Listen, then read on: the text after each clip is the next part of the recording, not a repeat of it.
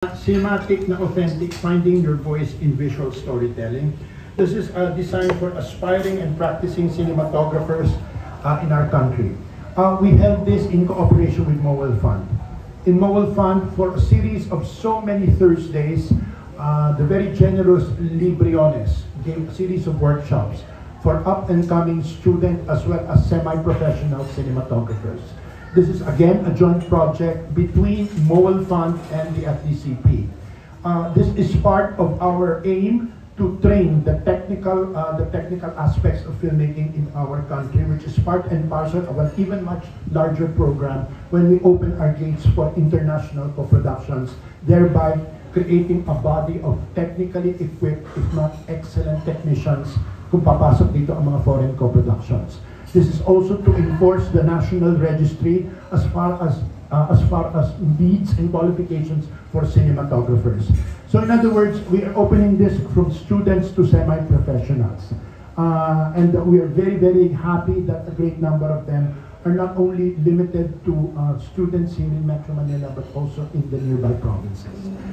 Another aspect that FDCP wants to emphasize is we are not training only people here in Manila, but we want to reach as far as all the islands that we can possibly accommodate. Second, and this is so important and this is most encouraging, is the FDCP just had the Docs Connect, the DASCOMSI training of documentary filmmaking module. We just had this last week. This is again the thrust of FDCP this year, to develop two specific genres. That is documentary filmmaking, and the second is animation. Sa pagwawakas ng 2024 at during the first half ng 2025, nakatutok kami sa documentary filmmaking. Why? Ito ay personal ko lang paniniwala ha. Alam mo Jerry, kung ever makakaroon tayo ng Oscar nomination, ang first Oscar nomination, feeling ko ito ay documentary.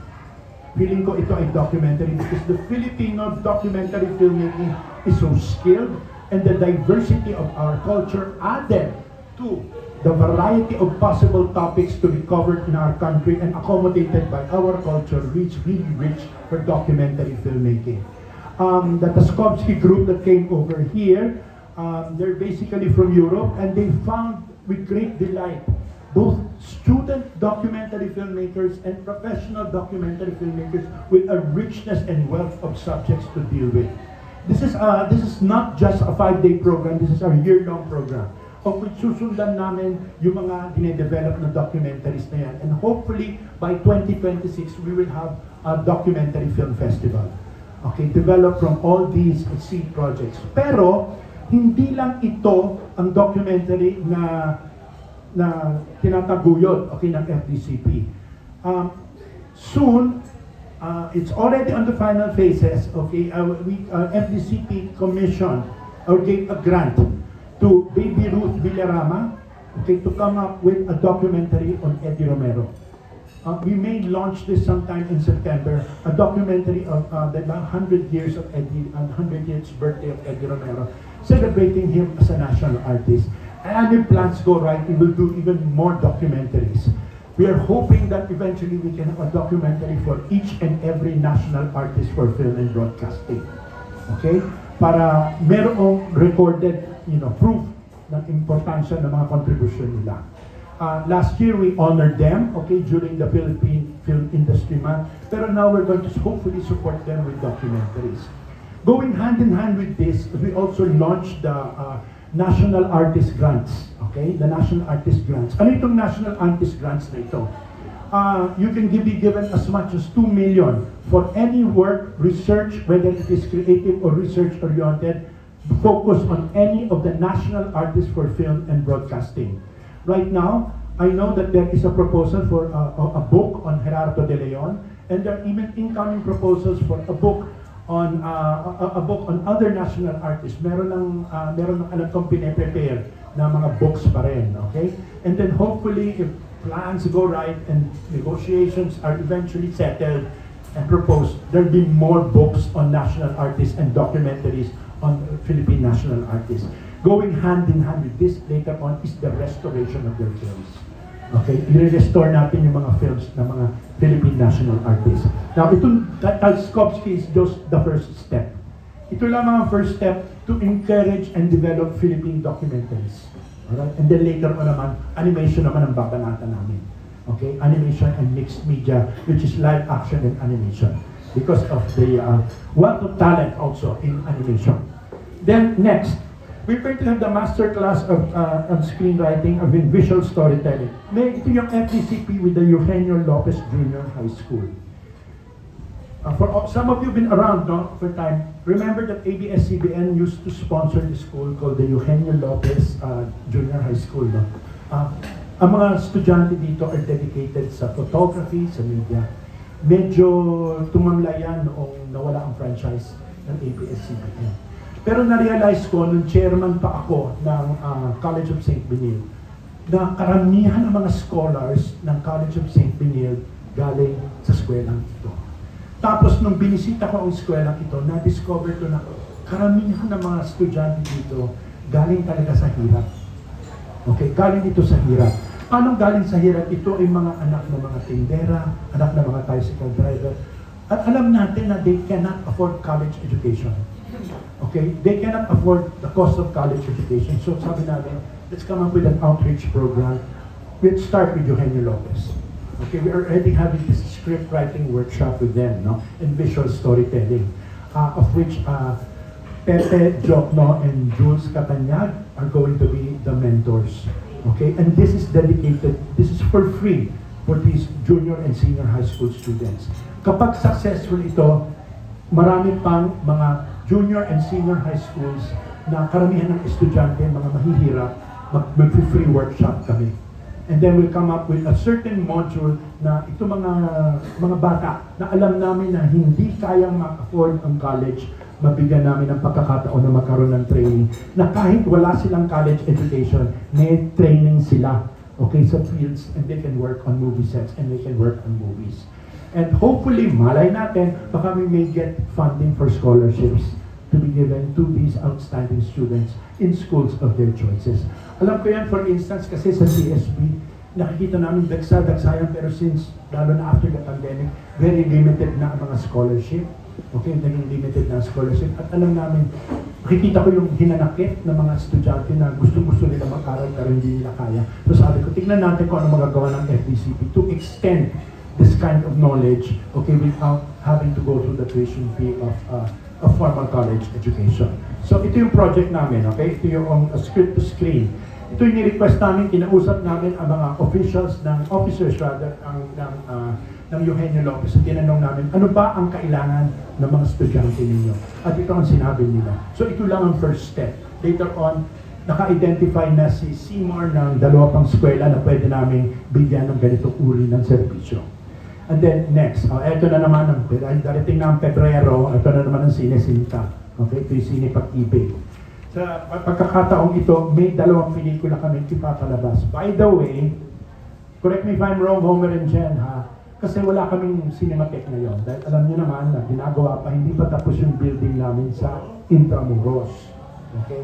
Hindi pa tapos yung building namin sa Intramuros kung saan gagawin ng Cinematheque. Nakipag-negotiate kami sa Ayala. Sa isang sinihan ng Ayala, hindi pa lang namin alam where specifically. It's either going to be in Greenbelt, no? Either Greenbelt. Okay, sa Trinoma, sa Circuit at sa Market. Yun ang magiging mga temporary cinematheques namin. Okay? And hopefully kahit may cinematheque na kami sa Intramuros, magpapatuloy pa rin itong partnership namin with Ayala.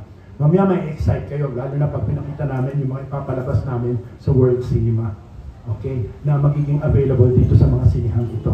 Well, anyway, sa darating na Pebrero, may dalawang pelikula na kinurate ang aming kagalang-galang na team, okay, ng exhibition, si Homer Refuerzo at si Jen Marcos.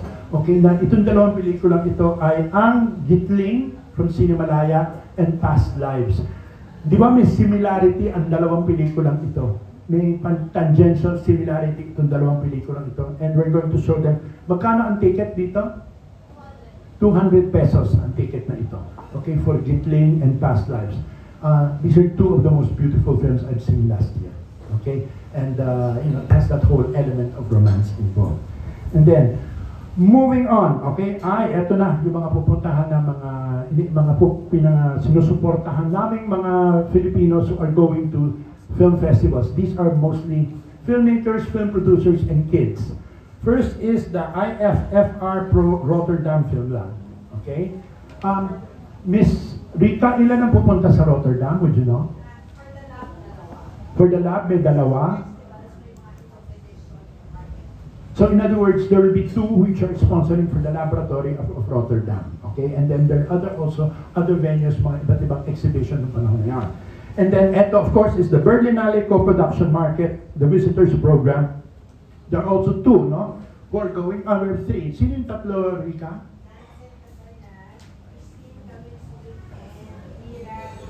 Okay, so there are three who are going, okay, which the FDCP is sponsoring. Pupunta rin ang delegation, a skeleton delegation of FDCP sa Berlin. Okay?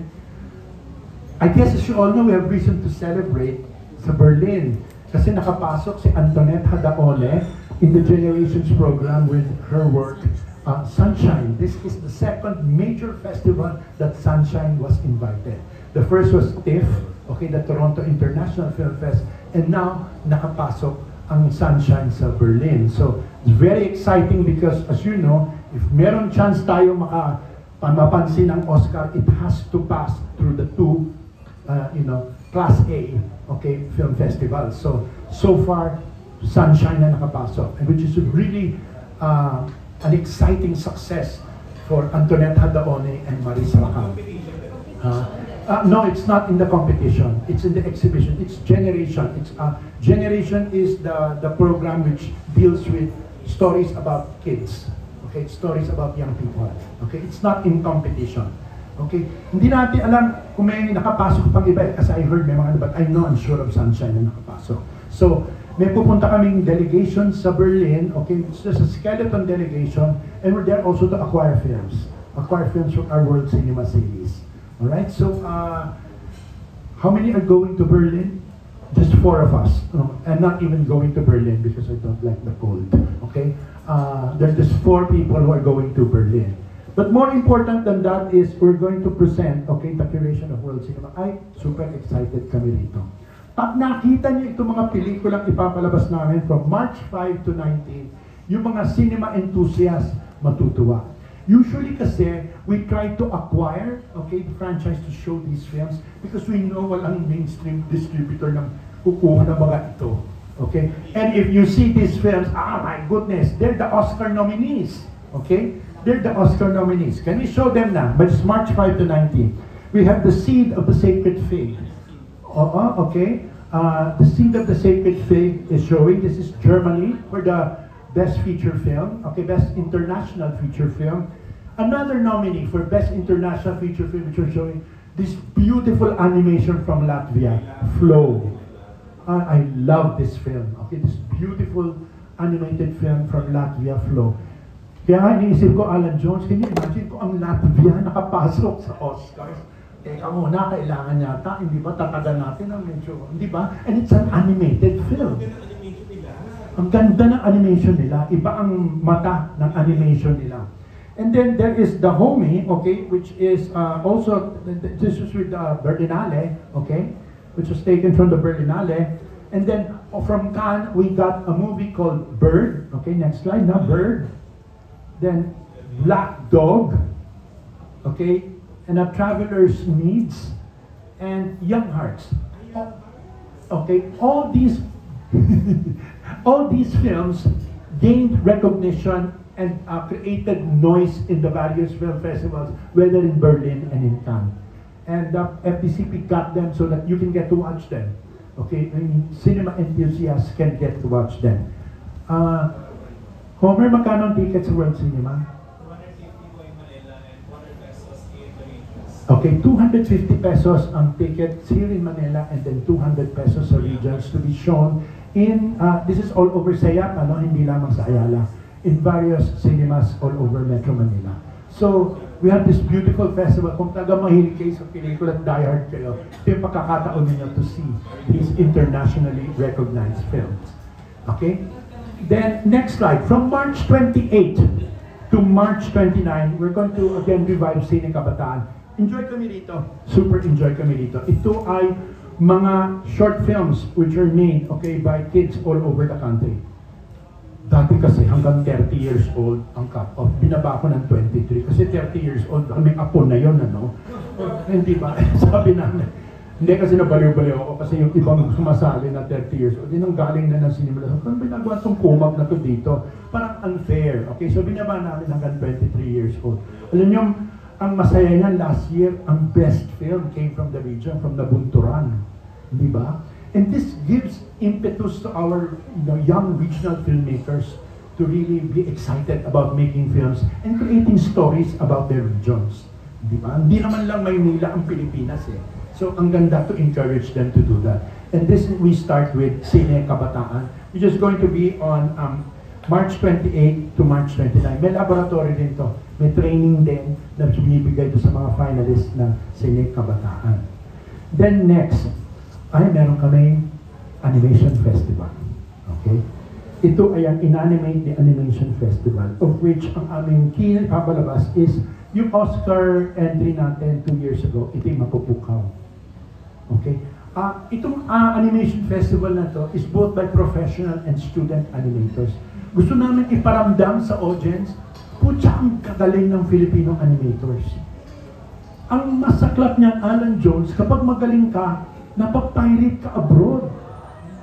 Napapirate ka abroad. Kasi pag magaling ka, alam ko ito dahil sa, nung natuturo nga ako sa CSB, yung pinakamagaling na animator, pag nag-OJT, hindi na nakakapagtapos ng college dahil kinukuha na. So sabi namin, we should really encourage Filipino animators to do films and to create Filipino animation na may laman. And si Carl Papa, ang galing nito Ang galing nito na sa push ng animation So, can you imagine if we do, parang flow ng Latvia, di ba? O kaya yung Memoirs of a Snail, okay na.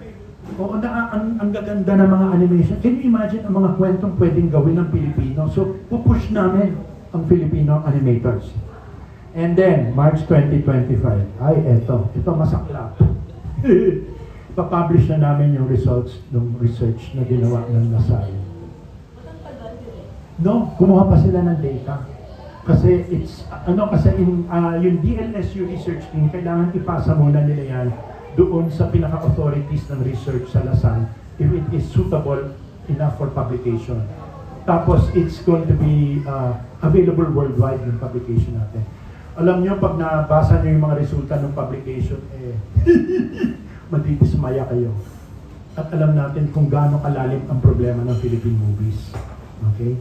And I think, that was very well also attested by the Metro Manila Film Festival. Okay? So, kailangan nating pag-aralan ito. And the best way to solve a problem is to know the problem. And not merely to speculate, but to have scientific data in order to prove the ins and outs of the problem. Ipapublish na namin yan. This is going to be available in limited hard copies, but it will be available online. Okay, complete with statistics and the likes. Okay, this is going to be in March 2025. Tapos, pag-uusapan natin ang mga Film Philippines incentives and Create Philippines incentives. Okay, then you have the first slide. Ito yung mga incentives na ibibigay namin sa mga iba't ibang producers, both locally and abroad. Okay? Yung Film Philippines incentives, meron tayong film location incentive, yung FLIP. Alam namin lahat, alam na ito ng mga iba't ibang producer. Kapag nag-shoot ka rito at nag-apply ka dito at na-aprubahan yung project mo, may 20% rebate sa ginasta mo sa mga locations. Okay? 20%. Ano ang cap nito? 25. Okay? Depende sa curtain. 25 up to actually 25% cash rebate. 25 million per project. Okay, it can go up to 30 kung yung pelikula mo nagpapakita ng kultura ng Pilipino. Okay? And then the International Co-Production Fund, the incentives up to 10 million per project. Okay, may kang bigyan ng up to 10 million per project. Ito yung co-production between the Philippines and another country. Marami nang gumagamit nito. Pero siguro ang isang addition natin dito na idinagdag, yung grant kailangan palabas mo sa Pilipinas. Okay? Kasi na-realize namin na may mga binibigyan ng co-production na hindi na ipapalabas dito. Pero hindi nagdag namin yung requirement that you have to, not a regular exhibition, but you have to show it. Filipinos have got to see it. Okay? And then, ito na rin, yung mga application, baka this is important for us to disseminate. Okay? The Film Philippines incentive programs will have 2 cycles and andito yung mga dates na pin-provide. Okay? Yung cycle 1 is from January 27 to February 21 and we will announce it on March 2025. And then the cycle 2 is from July 7 to July 7 to 25. Okay? And it will be announced in August 2025. Ito yung mga cycle kung kailan pwedeng mag-apply ang mga producers. And then we have the Create Philippines film program. This is, may 5 funding kami dito. These are for local films. Okay? Meron kaming funding for project development. Kung may script ka na gusto mong i-develop. Meron kaming small budget. Meron kaming large budget. Meron post-production at short film funding. This is over and above, okay? It is over and above the grants that we give to Cinemalaya. Okay? Cinemalaya kasi we gave 1 million to each of the finalists. Okay? This is separate from that. These are other forms of funding. Mamaya may di-discuss ako yung pinapakulo namin na isa pang programa, okay, which is the incubation program. Ano yung incubation program? We're encouraging scriptwriters to give original ideas and then we will develop, okay, we will select some and we will have developed them, then we will pitch it to producers. Tapos kung may pera pa kaming mahingi sa iba't ibang mga senador ng ating bansa, ima-match fund natin. Kung kunyari, yung isang producer, kunyari ang Regal will invest 10 million, we're gonna match it with another 10 million. Okay, based on a screen. Pero ang basic qualification dyan, it must be Filipino in theme, but of global quality. Okay? Ang mga peg namin dyan is how to make millions before grandma dies. Mga ganang tipo na, or even past lives, na still culturally rich but has international appeal. Okay? We're working on that. That's why we're meeting the stakeholders tomorrow to discuss the possibility of the incubation programs. And then, ito yung iba't ibang pupuntahan namin International Film Festival and market participation. Unfortunately, I can announce it now that we can no longer join the postponed MIFF. The MIFF will be held sometime March, but then it is too close to the Hong Kong Film Mart. And yung gastos, yung limited na gastos. So unfortunately, we could not make it. Alam nyo, sayang, dapat ngayon ang alis natin, ano? Dapat ngayon ang alis namin kung di nagkasunog sa LA. Napag-agree na namin sumama si Paolo Villaluna na Director General ng FAP, pati si Dingdong Dantes kasama. Sa aktor kasi may mga meeting na kami dapat with the Screen Actors Guild, with the Producers Guild, with PhilAmerica. Wala, nagkasunog. Nung ginawang March, medyo kahul na sa oras dahil sa nakadikit na sa iba't ibang mga pupuntahan namin festivals. Ito yung mga international film market namin pupuntahan. Okay? Pupunta kami sa Claremont Ferrano International Short Film Festival. Oh, by the way, isa pa rin yan i-develop namin, short filmmaking. Na ba kayo napansin, ano? In the TikTok, Facebook Reel generation, short film contents are the way to go. Pero yun nun, hindi lang nare-release ang tao, mas mahirap gumawa ng short content. Because you have to create an entire effective story with limited time. So, we want to learn more about the short film and then the possibilities of we can bring our best short films. We're going out to Berlinale, as we suggested earlier, and our big event is the Hong Kong Film Mart. This is kasi one of the major Asian markets. Dito, marami-rami kaming pupunta. At so we're putting up a booth for Philippine producers who cannot afford to put up a booth. Viva lang yata ang may sariling booth among producers. No? So we're putting up a booth for others to be able to use the Philippine booth if they want to sell or buy films. Okay? And then, eto, I'm very excited about this, yung mga films for restoration namin. By the way, before I go into that, unahan ko na, binigyan kami ng gobyerno ng pera to buy a restoration machine. Okay? So we can restore our films here in our country. Pagkabili nun, ang next step is to train Filipinos how to restore films. Baka magpasok kami ng mga French guys, French specialists to come over to teach Filipinos how to restore films. Pag nandito na yung restoration machine, ang dami natin ma-restore kasi we're saving money kaysa magpadala natin abroad. At saka, ako bilang isang biktima na I realized that 60% of my films are lost. Okay? So di namin ginawa, 60% are irretrievable. And let's not continue that problem in the generations to come. Let's save what we can save right now. For instance, I already got the assurance of Regal na lahat ng Ismael Bernal, lahat ng mga Lino Broca ng Regal and other selected, ipaparestore namin. Okay? So that can be readily available with walang halos cost sa producer.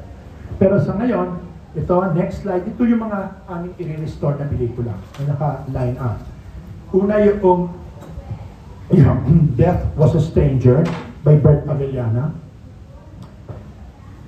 Remember the most important Visayan film of that time, of Gloria Sevilla, Balisa Kinabuhi?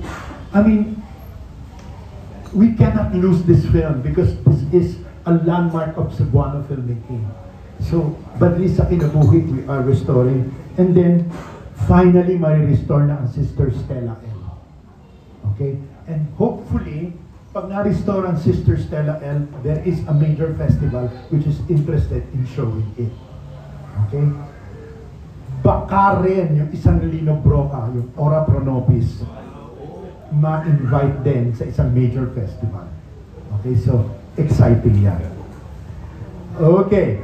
So, isa naming thrust ngayon yung pinaglalaban namin ng more film restoration. At ang maganda naman, our government believes in the importance of restoring.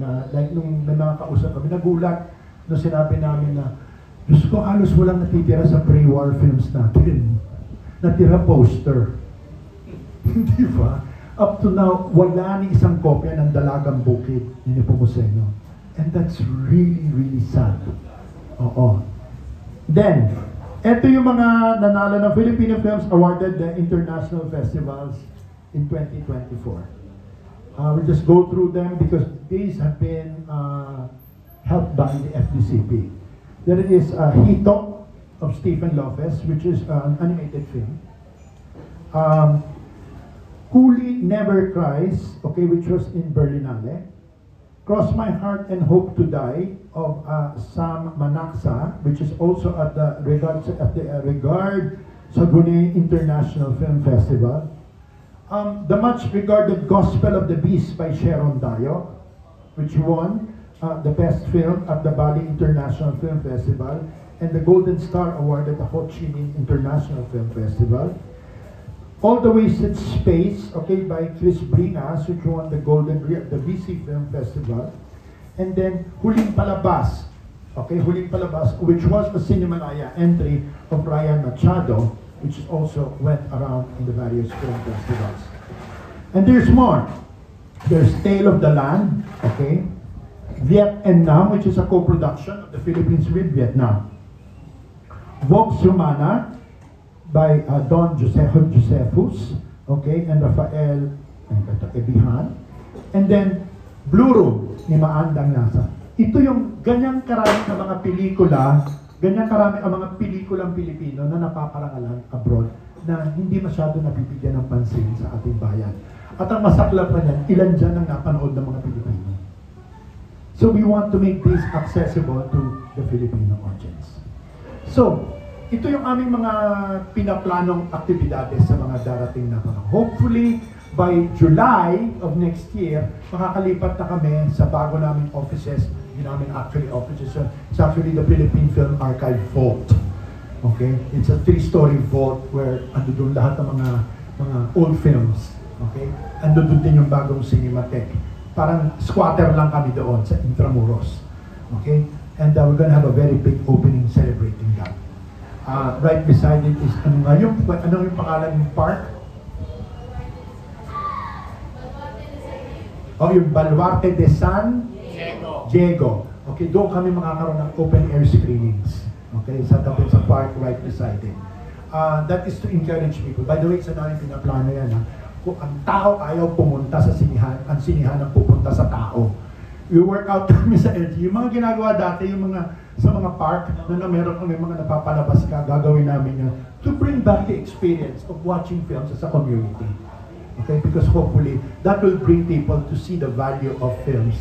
Okay, in terms of whatever. Okay, we still supported the Metro Manila Film Festival. Okay, sinuportahan namin by giving $500,000 to each of the 10 finalists for their promotions, and we will continue to support the Metro Manila Film Festival. I'm not sure kung itutuloy ang Summer Metro Manila Film Festival. Itanong natin kay Noel Ferrer. Okay, but you know, we will still be partners with the MMDA in their various pursuits of the various Metro Manila Film Festivals and the likes. Okay, and with that, ano pa ba? May nakalimutan na ba ako? I think that more or less covers everything. We are pushing training, education, and more so the promotion of the globalization of Filipino films. Pero na-realize namin, ang challenge is for producers to come up with films which are world-worthy. We're all dying to be Oscar nominees. But the first step is we must make films which are Oscar-worthy. No amount of promotion can sell a film which the world is not interested in. You have to create good films, and that's our challenge to producers. All right. The floor is open for the massacre. Let's have our questions.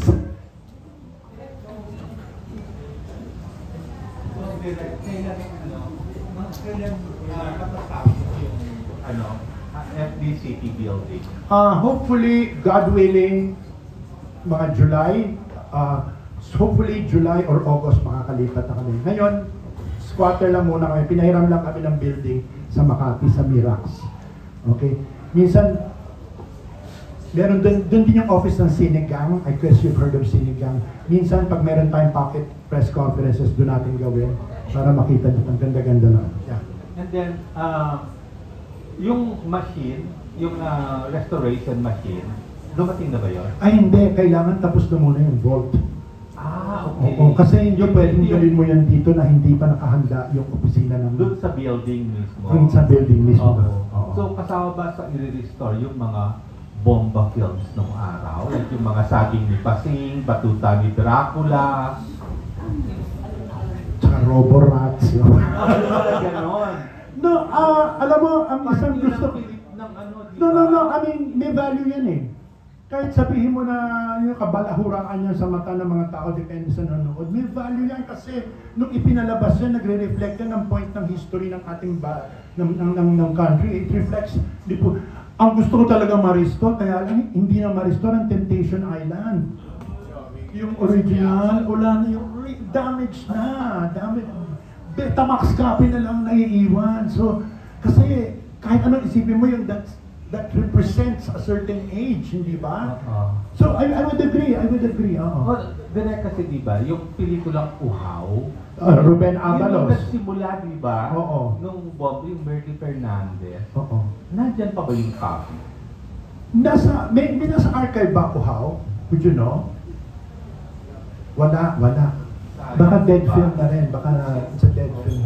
Baka ginoon tarotot na yung mga It all negatibo. started with Uhaw eh. Oo, Ruben Avalos, Tito Gala. Tito Gala. Ko talaga naalala ko pa. Okay, sige. Any more questions? Any questions? Yes, Maria. Ikaw muna. Sige, magsuntukan muna kayo. Sige, go ahead. How many films are in As many as we can. As many as we can. As long as I'm seated there, ang directive namin sa PFA, sa Philippine Film Archives, restore as many as you can. Kasi we cannot predict how long it will take to restore it. Depende sa damage ng film. Okay? I'll give an example. Yung nirestore ang May Minamahal, it took 2 years. Kasi yung one part ng May Minamahal was so damaged na they only found that part in Fukuoka. So it all depends on how damaged it is. It can be done as quickly as 2 months, but it can take years if it's very, very badly damaged. May isang part kasi na damaged, kaya dapat yan last year eh. May na-damage pa. Kasi, hindi ba, wala naman tayong paraan na talagang pangalagaan ng mga negatibo eh. Wala naman eh. Ngayon lang na nakikita natin ang kahalagahan yan. Usually, alam ko yung may minamahal cost almost 4 million to restore niya. Yung equipment na dadalhin dito. Hindi naman ganun kamahal. Mahal lang talaga kasi pinapadala mo abroad dahil mahal ang bayan mo euro. Eh dito kung Philippine peso, hindi na ganun kamahal. At kaya nang i-absorb ng FDCP. So direct, pag halimbawa mag-restore, halimbawa ako yung producer, may mga pelikula ako na-produce noon, pero gusto kong ipa-restore, do I have to spend for the restoration o pwede akong makiusap sa FDCP na tulungan ako? Pwede kang makiusap sa FDCP. Wala kang nagkakastahin. Okay. Direk ako naman po. Pero ko lang po yung National Artist Grant. So, bago po yun sa amin, pakwento naman po nung details, paano po makakakuha ng grant? Okay, ganito yun. Ni-launch namin yan, actually may isa pa ako nakalimutan, yung Films for Peace. Ano yung National Artist Grant, okay? We decided that kulang na kulang ang impormasyon ng publiko, lalo-lalo na ng mga estudyante at pati ng mga filmmakers tungkol sa ating mga national artists. We said na, wow, you only have Kidlat, Tahimik, and Ricky Lee and La Honor to be around, to be able to interact with people and get to know what they have done. So sabi namin, sige, any research work, any book, any publication, any documentary, anything got to do with the Philippine national artists for film and broadcasting, we're going to fund. We are going to fund. Alam ko na, it started with the Eddie Romero project. Okay? Patapos na, I saw the final, the interlock of the Eddie Romero project. And so sabi ko, maganda ito, so why can't we do this? Meron ng libro si Nick Johnson on Manuel Conde. Alam ko may ginagawa siya on Jerry De Leon. So, ang dami naman. Tapos si Nick De Ocampo sabi, gagawa ako ng mga pamphlet for each and every national art. Ano naman si Nick De Ocampo, makalabit mo lang yan, may libro na. Hindi ba? So, sabi, gagawa ako ng pamphlet ko. Good! You can have this available to students and, you know, and you have this even online. Hindi ba na mga tuta mo? Good! So, we're giving this grant. Okay? It can be a documentary, it can be, may isa pa na lumapit sa amin, grupo. What if it is a film na nobela ni Ricky Lee? Pwede. Oh, pwede. Because it deals with, you know, one of the novels of Ricky Lee na isa sa... Oo, parang maraming novels. So, direct ipipitch lang po sa FDCP. Paano po? Yeah, mag-a-apply ka lang. Apply ka lang. Tapos meron mag-i-screen yan kung viable, titignan ng budget. Okay? Wow. Oo, yan. So, Thank you. Yeah. So, pwedeng buhay o patay na yung national art? Oo, pwede pa rin kay Kidlat, pwede kay Ricky at pwede kay Nora Auno. Okay, pwede. At saka malay natin, may pitching na naman kung sino yung mga susunod na national artist, hindi ba? Meron na mga kinakampanya mga susunod na national artist eh. But as long as it involves, may nagtanong, pwede kay Ryan Cabrera ng music yan eh. Okay? Pwedeng pelikula ni Ricky Lee na may Ryan Cayabyab, okay po pwede yan na ganun. Okay? Yeah. First quarter pa lang, ang dami ng projects. Parang saka mimili kayo ng pera. Ang laki ba talaga ng budget na naibigay sa FDCP? Hindi, by the grace of God, okay, and siguro dahil charming ako, we got the biggest budget ever this year for FDCP. Ang daming insertions na ibinigay. Dahil kasi ipinakita naman namin yung mga plano namin na mga projects which are based, wala ko napansin, they're basically home-based. They're really development projects. So, medyo nung di ba pagkatapos ng budget defense namin, nagka-cartwheel kami palabas ng Senado. Okay? Dahil ang laki ng ibinigay. At saka ang dami pa nagbibigay ng insertions dahil sa, lalo na dito sa restoration. Okay? So, we're very happy. Eventually kaya, madadagdagan pang responsibilidad ng FDCP? Like, nabalitaan namin na parang sa FDCP na gustong ipamahala kung magiging nationwide yung Metro Manila Film Festival. Ako, eto na no. I mean, you trust Jerry Olea to ask that question. Ano? once and for all, hindi kaya ng FDCP mamahala ng Metro Manila Film Festival. It's such a complicated adventure that occupies the whole year. I've seen it because we have the MMDA, okay? I know where Chairman Artes is coming from because he wants to make it nationwide. At ang teritoryo niya ay Metro Manila lamang. I know ang problema na kasi paglabas ng Metro Manila, hindi mo na madidiktahan yung mga sinihan na ipalabas ang anumang sine. At makikita mo naman yung business aspect ng mga sinihan outside Metro Manila na kung nyari 4 lang yung butas nila sa mall o 2 lang, pipiliin yan yung mga alam nilang malakas ang casting, hindi ba? Hindi ba? Hindi nangangahulugan na maganda yung pelikula mo pag ang casting mo hindi mabenta, hindi ka kukunin ng probinsya, hindi ba? So, sabi ni Artes, ano naman si Don Artes, kailangan national. Kaya naman, nag 2 plus 2, ibig sabihin, FDCP na ang ikaw talaga. Hindi, hindi namin kaya. We don't have the manpower. The past chairman, Lisa Dino, wanted to do this, okay? And it was not allowed at that time. Now, if it were offered to us, we cannot kasi that A, we need extra manpower. Okay? B, Diyos ko doy, makikipag-chika-chika ka sa lahat ng mayor. Hindi ba? Hindi ba? C, ang hirap yata magparada, hindi ba? Wala rin sa mandate.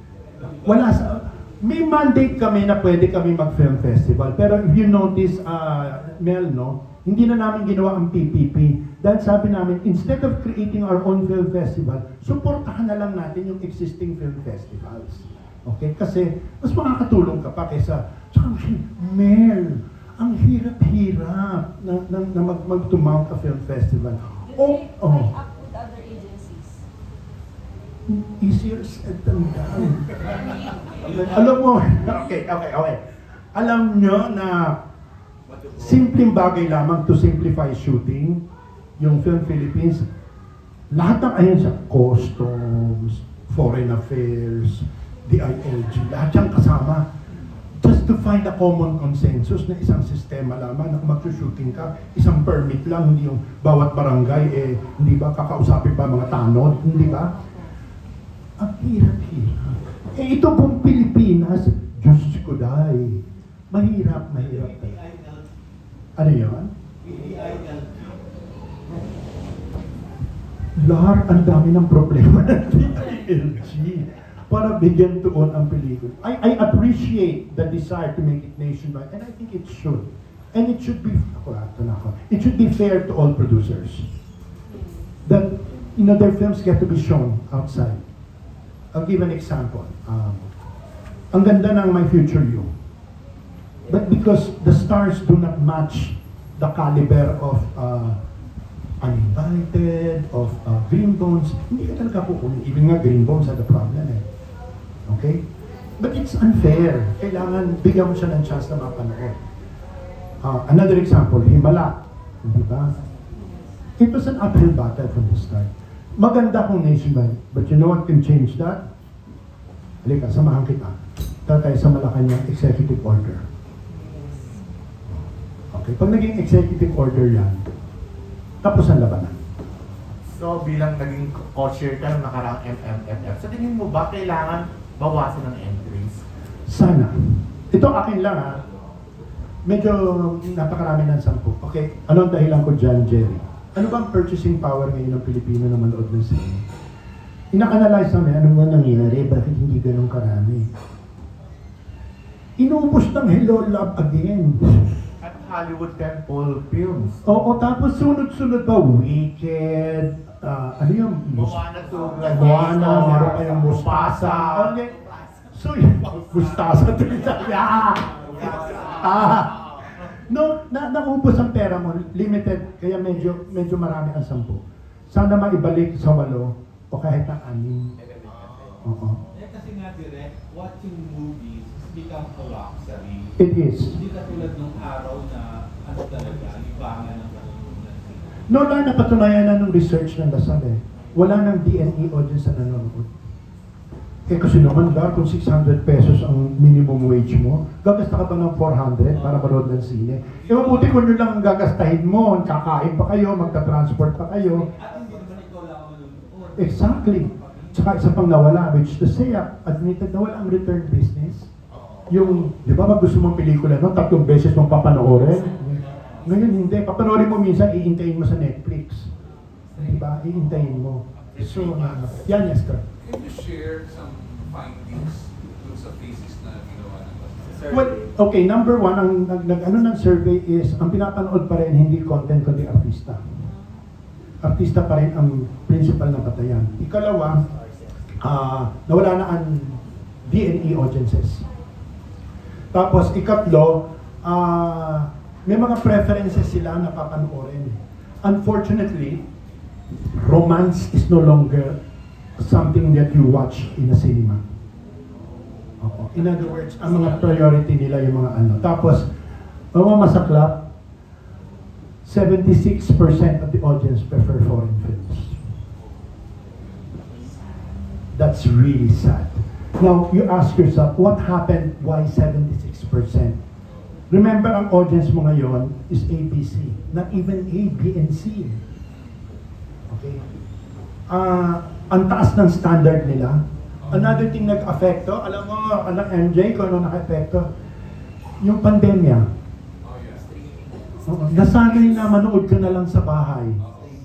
At saka, kakapanood mo ng mga Korean drama, tumaas ang antas mo ng production.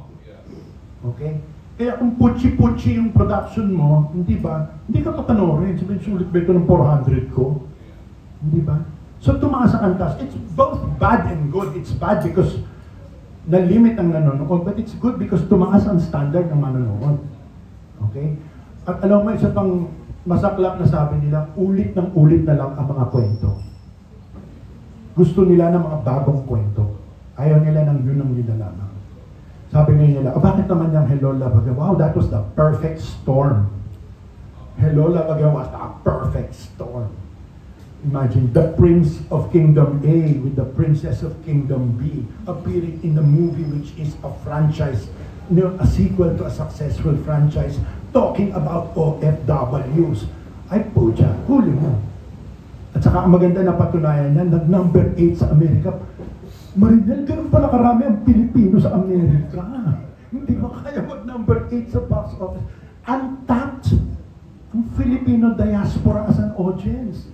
So pwede ka magpalabas ng Filipino film na siyempre ngayon mga Pilipino pa nanonood, pero kung magandang-maganda, mahahawa ang international audience na ginawa mo. Who would have expected Grandma? Hindi ko mukhang episode yan na maalaala mo kaya, hindi ba? Pero ang ganda dahil it is authentically Thai but it resonates with our Asian sentiment. So, challenge siya. Yeah. Challenge. Siguro aside din sa streaming platforms, yeah. Yung paglaki na rin po ng Smart TV, ganda na rin po ng features ng Totoo. Smart TV. Yung teknolohiya. Nakakatakot ang technology, hindi ba? It overruns us eh. We cannot keep up, okay, with the demands of technology. That's true. That's very true. Ako, bago mo mapanood ng sine, better be worth watching. Okay, go ahead. May isang question din po tayo para sa industriya. May pagbabago po ba or additional po sa activities ng FDCP now for the tribute of to Miss Gloria Romero? Well, yeah, actually, we paid tribute to her last year sa Parangal ng Sine. We paid tribute to her together with others, no. Siguro sa darating na April, may Parangal ng Sine na naman. We will give tribute to her again. Okay, ang si Gloria Romero, which is I can't. But April, meron kaming uling Parangal ng Sine of which we are paying tribute to 4 Filipino icons. I can't name them right now para may surprise. But definitely Gloria, Tita Gloria is very much a part of my life as well with my years in Palibasa Lalaki. Yeah. Thank you po. Well, yung last question ko na lang, direct. Nakakatawa siyempre, tumaas na ang budget ng FDCP. Pero in general, malaking slash sa budget for arts and culture. Totoo. Lalo na sa CCP. So ang tanong niya, how true kung alam ko na, unahan ko na, how true na wala ng Sinimalaya this year. Di ba yun ang gusto mo itanong? answer once and for all. Meron pa this year. Meron pa this year. Mag-uusap pa ang Board of Trustees ng Cinemalaya with Mr. Cojuangco and Luis Guillen. Meron pa, assured yung this year. Assured yung this year. So, pwede wala na. Assured this year. Kaya ba mo ba hindi nag-announce ng call for entries? Assured not this year. Pero pwede magpa-save. Yeah. So, direct, paano po kaya masisave? Halimbawa, may private Yeah. companies or, agencies or major sponsors, Yeah. pwede po kausapin. Yeah, I mean, I think that is the alternative being given by Mr. Cojuangco and Ms. Guillen. Okay, that they're looking for private. They will be looking for private in the event na hindi na talaga masuportahan ng CCP. Okay? Sabi nila, alam ko na next question nyo, kaya ba ng FDCP? Hindi namin kaya yung halagay. Dahil medyo may kalakihan. We can just give support dun sa mga napiling films so that we cannot handle now. At saka, we cannot support a specific festival because we have to be fair to all the other festivals which ask for support. Although ano po ang personal niyong damdamin doon, direct, bilang naging matagal po kayong kasapi ng sinima? Nasa shoutout ko yan sa Facebook. Saddened, heartbroken. This is the end of something great. This is the end of something great, but hindi siya na-save. Mel, Chris Martinez, Lau Fajardo, Dan Villegas, Antoinette Hadaone, Sigrid Bernardo. These are all children of Cinemalaya. How can we put an end to something as important as that? How can we not say that it is part of Philippine culture? And how can we possibly imagine Philippine culture without cinema?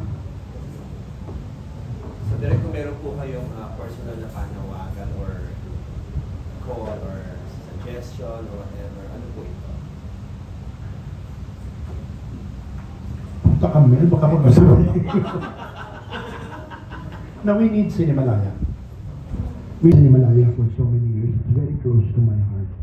And it will completely devastate me if it should come to an end. Ano na mangyayari sa future filmmakers natin? Thank you, Direk. Okay. Yan ako. Yes, Iho.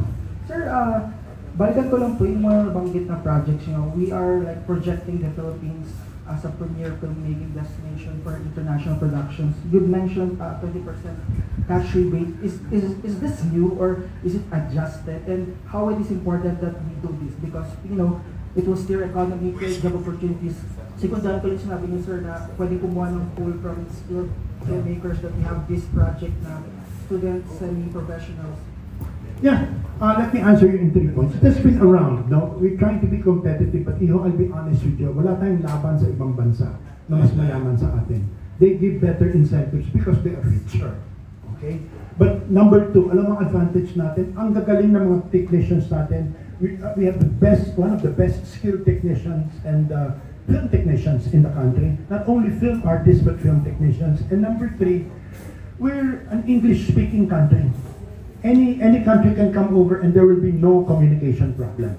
So, I think the government is slowly realizing the importance of filmmaking. But may isang production na pumunta rito, how many ancillary businesses make money out of that? And I'm not only talking about the production houses and the likes, transportation, catering, when you go to a town, the accommodations and all that, ang daming apektado.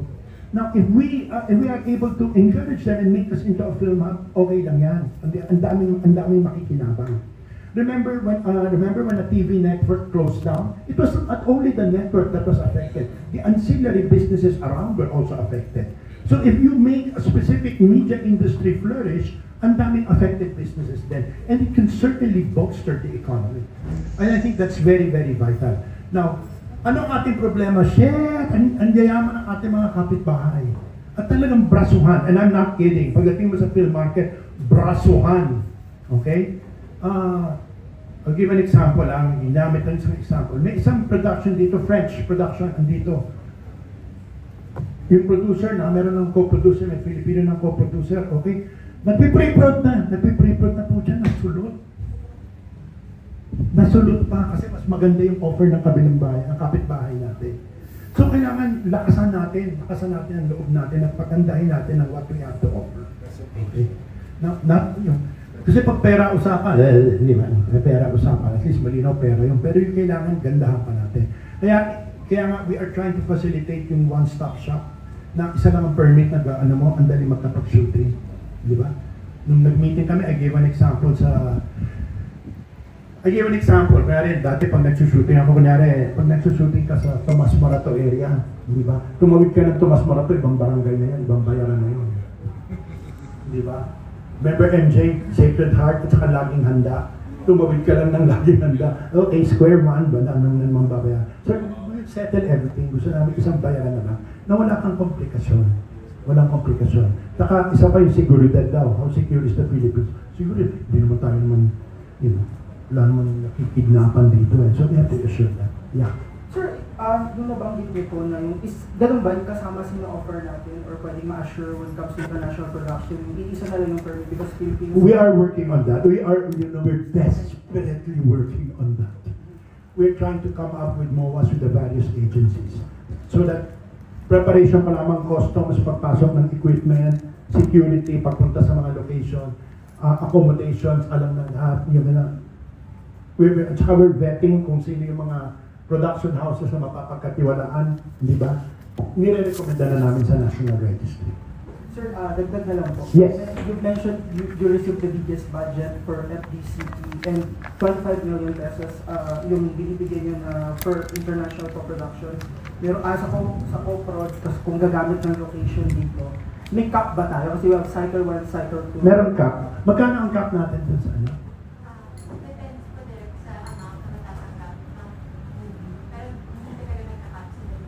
Oh, it all depends. Okay, it all depends on the budget of the movie. Or number of rods, may ganun ba? Yeah.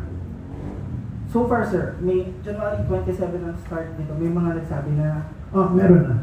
Meron na mga masisigasit tayo mga producer na nagko-cooperate. Nandiyan na sila Bianca Balbuena, sila Allenberg, ang mga suki na ng FDCP kahit anong kapanahon na ni Chairman Dino.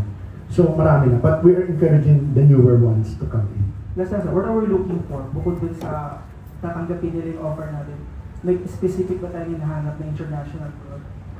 No, well, we screen, okay? We screen which ones will approve.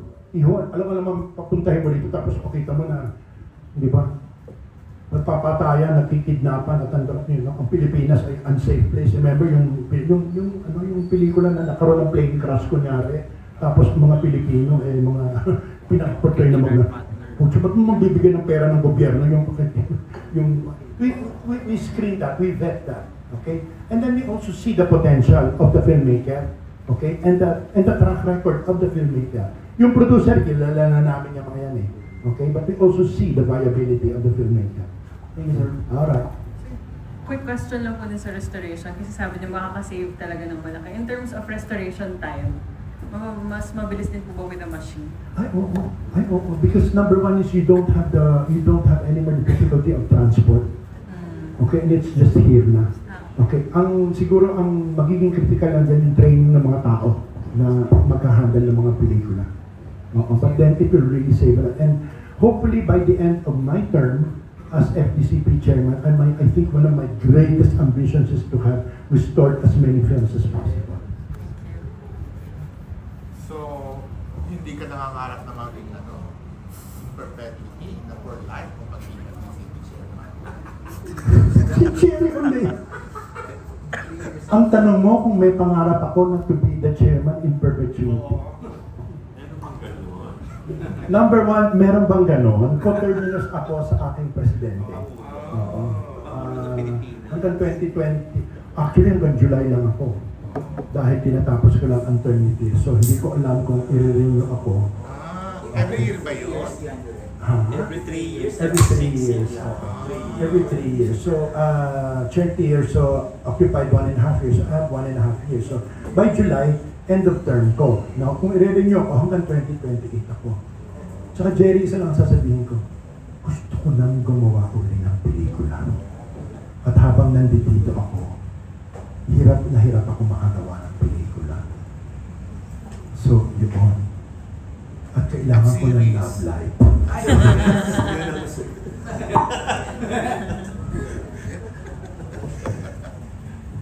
Thank you. Oh, ano pa wala? Wala yung katanungan? Aba, Alan Jones, wala kang tanong? Mamaya na, yung ibang okay. tanong. Ang laki ng utang na loob ko kay Alan Jones. Sinagot niya yung question ko. Okay. Are there any more questions? Okay? O, sana lagi naman supportahan nila yung FDCP. And then, again, maraming salamat. FDCP, remember, this is all about Philippine movies. This is not about me. This is about FDCP, and it's about Philippine movies. I am very honored to be given the privilege to be used by this agency. But it's, on the long run, it's not about me. Let's bring back life and sustainability to Philippine movies. And that's what FDCP is here for. Maraming salamat and congratulations.